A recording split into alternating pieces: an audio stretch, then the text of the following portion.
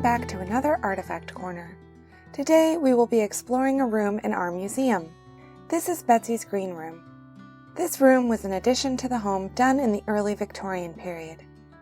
Betsey was a plant lover and had the most beautiful gardens, but winters in the North Country are very cold.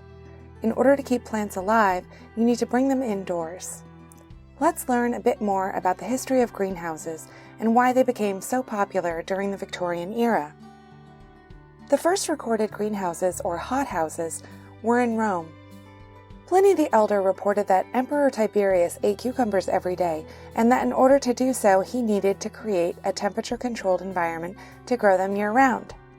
The cucumbers were stored under frames or in cucumber houses, glazed with either oiled cloth, known as either specularia, or under sheets of mica. According to San Jun Yoon, in their work Advanced Horticultural Techniques in Korea, the earliest documented greenhouses, the first description of a heated greenhouse is from Sanga Yorok, a treatise on husbandry from the 1450s.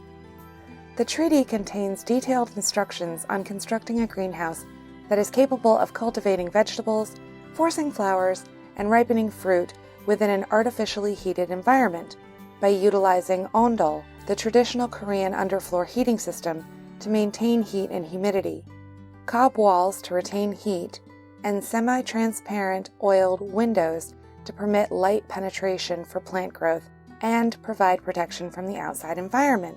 The Annals of the Joseon Dynasty confirm that greenhouse-like structures incorporated ondol were constructed to provide heat for mandarin orange trees during the winter of 1438. The first of what we would consider modern greenhouses were built in Italy in the 16th century to house the exotic plants that explorers brought back from the tropics. They were originally called giardini botanici, or botanical gardens. Experimentation with greenhouse design continued during the 17th century in Europe, as technology produced better glass and construction techniques improved. The greenhouse at the Palace of Versailles was an example of their size and elaborateness. It was more than 490 feet long, 43 feet wide, and 46 feet high. In the 19th century, greenhouses experienced a seismic shift in growth, particularly in England. With more improvements in glass and ironwork technology, glass houses could be built to a monumental scale. The Conservatory at Kew Gardens in England is a prime example of the Victorian greenhouse. The greenhouse was over 15,000 panes of glass and covered over 16,000 square feet. It is massive.